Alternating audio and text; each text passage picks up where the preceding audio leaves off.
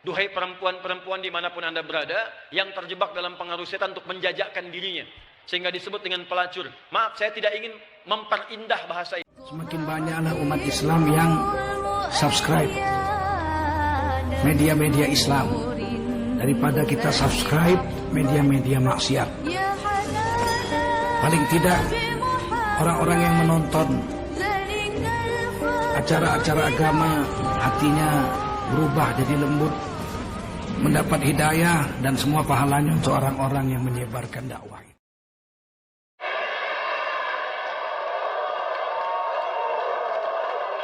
Pusing sampai lonte ikut-ikutan ngomong.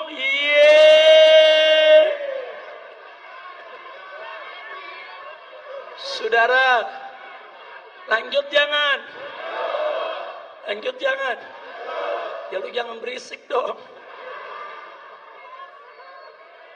Saya nggak marah, cuman ada umat yang marah, ngancam mengepung lonte.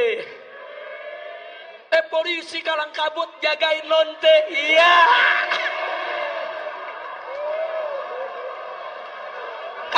Kacau. Lonte hina Habib dijaga polisi.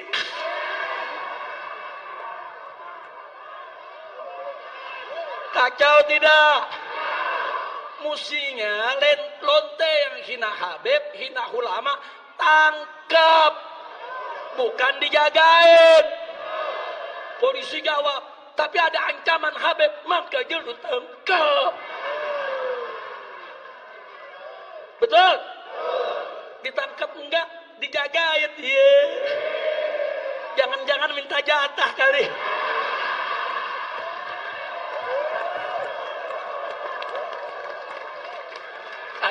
Kacau. Saya ngelihat begini sakit jadi baik. Mudah-mudahan gak sakit lagi dah. Amin. Udah dah, jangan diterusin dah. Udah biarin. Ustadz, apakah Allah masih menerima taubat kita jika kita sudah pernah berzina? Kalau berzina jangan ikut-ikut saya. Kita zina sama pelacur. Gini, kalau Anda masih punya kesempatan bernyawa dan belum sampai nyawa itu ke kerongkongan, maka taubat itu sangat terbuka bagi Anda. Kecuali kalau nyawa sudah sampai ke kerongkongan, segera kembali. Bahkan ada ayat yang khusus diturunkan untuk pertanyaan Anda ini. Ayatnya ayat ke-53, surahnya surah ke-39. Ayat itu diturunkan untuk menjawab seseorang yang terlibat dengan pertanyaan Anda seperti ini dan dia mau tobat. Maka Allah turunkan ayat kuliah, ibadiyalladzina asrafu ala anfusihim la taqnatu min rahmatillah. Katakan Muhammad pada hamba-hambaku yang telah berbuat israf. Di antara israfnya mengerjakan perbuatan dosa besar. Dosa besar di antaranya zina. Ketika dikerjakan seperti itu dia mau tobat. Kata Allah, ayo tobat, jangan putus asa dari rahmat Allah Subhanahu wa taala. Kenapa ada kalimat jangan putus asa? Karena orang kalau berbuat dosa besar, setannya lebih mudah menjerumuskan dia. Karena akan dibuat kalimat-kalimat dalam dirinya, seakan-akan mencegah dia untuk bertobat. Sudah, dosa kamu berbuat sudah begitu besar, nggak ada kesempatan untuk bertobat lagi. Sudah, kamu sudah terlanjur basah, berenang sekalian, tinggalkan perbuatan yang ini. Kamu medannya di sini, kamu dunianya di sini. Kata Allah, itu semua tidak benar. Saya itu adalah Tuhan rahmat, bukan Tuhan ghadab. Rahmat saya melebihi ghadab yang ada dalam diri saya. Maka rahmat itu manfaatkan. Tobat. Ayo tobat. Saya katakan, jangankan Anda, pelacurnya pun. Maaf ya. Duhai perempuan-perempuan dimanapun Anda berada, yang terjebak dalam pengaruh setan untuk menjajakkan dirinya, sehingga disebut dengan pelacur. Maaf, saya tidak ingin memperindah bahasa ini. Saya tegaskan pada Anda ya, kalau maksiat itu istilahnya jangan dibikin sopan. Kalau dibikin sopan nanti bangga tampilannya. Maaf, koruptor maling. Ketika dibuat koruptor, dipakein jaket kuning, cuma pakai jaket. Masya Allah, enak banget senyum-senyum, bawa tas. Kontingen koruptor Indonesia, bawa tas. Senyum, foto-foto, bilang maling. Samakan dengan ayam. Kenapa orang pencuri ayam disebut maling? Pencuri uang ratusan miliar triliun disebut dengan koruptor. Walaupun mungkin maknanya berbeda, tapi kalimatnya diperindah. Maaf, perempuan menjajakan diri di malam hari, jangan disebut kupu-kupu. Nggak ada hubungan. Kupu-kupu aja nggak begitu. Ya, sebut aja dengan bahasa yang menjijikkan itu, sehingga orang menjauhinya. Pelacur, selesai.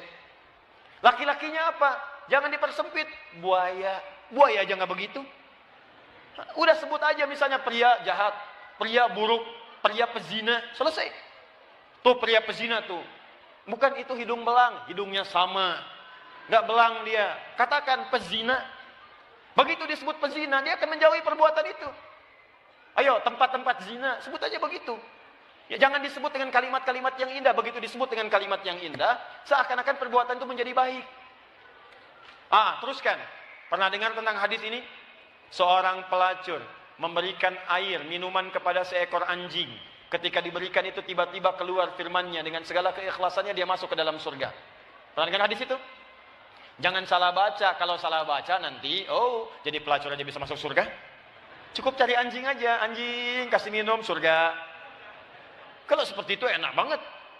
Bukan, cara bacanya adalah ketika dia memberi minuman itu, dia sadar dengan dirinya. Ini anjing aja hewan najis. Disebut najis. Keadaannya terhina. Diberikan minuman, tiba-tiba dia bisa berubah beraktivitas dengan cara yang baik. Saya manusia, bukan hewan. Walaupun saya melakukan perbuatan hina, kenapa saya tidak berubah seperti anjing ini punya energi? Dalam bahasa syariat, wahyu itu disebut dengan tuntunan air. Allah menurunkan air dari langit, membuat tanaman yang kering, tanah yang kering, menjadi gembur kembali. Allah menurunkan wahyu-wahyu dari langit, ajaran-ajaran, membuat hati yang kering menjadi subur kembali untuk melakukan perbuatan-perbuatan baik. Sadar dia dengan perbuatan itu, bertobat dirinya, taubat itu yang menggugurkan dosanya, berubah jadi beramal soleh, amal solehnya yang menjadikan dia terjamin surga di sisi Allah Subhanahu wa taala. Pelacur, tobat, masuk surga. Pembunuh 100 orang, tobat, masuk surga. Maka saya ajak orang yang pernah berbuat perbuatan semacam ini, ayo tobat. Ada kesempatan. Dan jangan ditampakkan. Maksiat yang tampak hanya mengundang bencana. Ini sekarang ini sudah banyak nih. Saya perhatikan orang bangga berbuat maksiat. Awas hati-hati.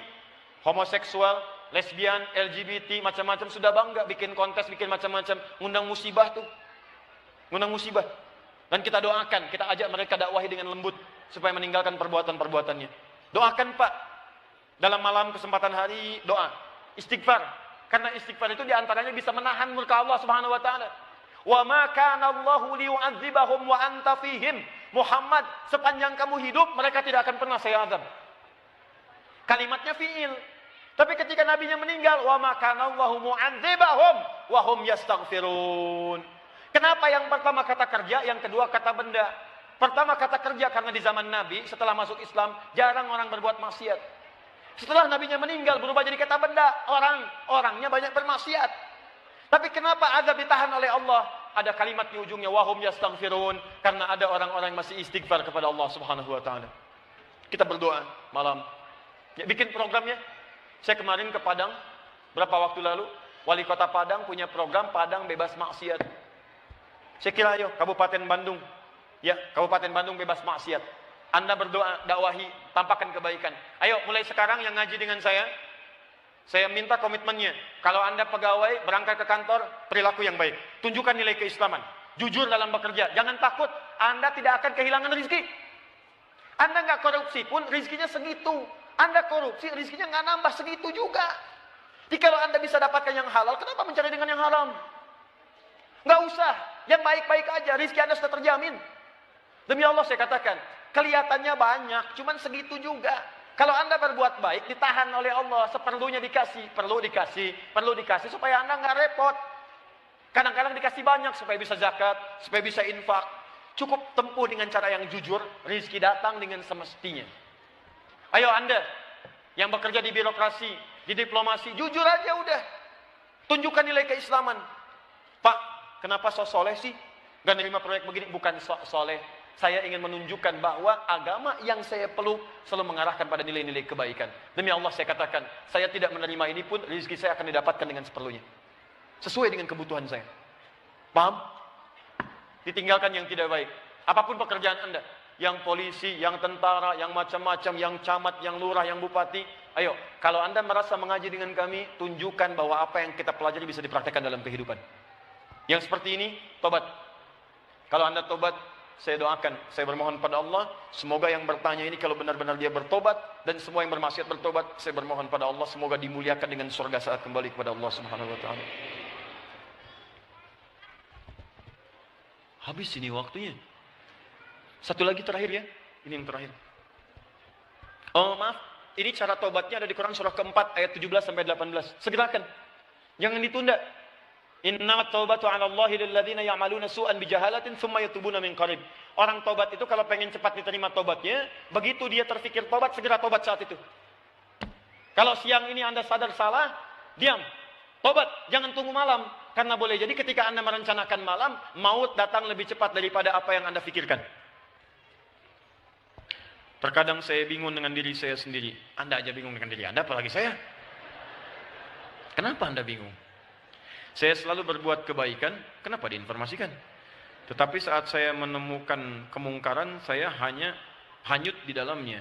Apakah saya termasuk orang munafik? Teman-teman sekalian, baik itu tidak akan bertemu dengan keburukan. Amal soleh tidak akan bertemu dengan amal salah. Jikalau Anda beramal soleh masih berbuat yang salah, pasti ada yang salah dengan mengerjakan amal solehnya. Orang sholat tidak akan maksiat. Nggak ada orang sholat ke masjid, keluar masjid mengambil sendal orang lain. Nggak ada.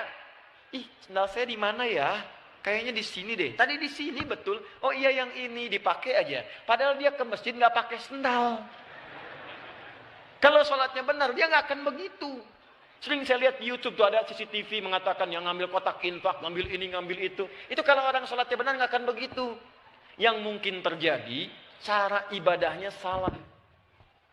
Karena ibadah yang benar akan menekan Anda untuk berbuat maksiat. Maka dari itu saran saya yang pertama adalah tolong koreksi dulu cara ibadah Anda. Pahami dengan baik.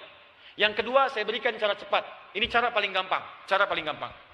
Kalau Anda telah beramal soleh, tiba-tiba ada ajakan berbuat maksiat, langsung katakan pada diri Anda. Katakan.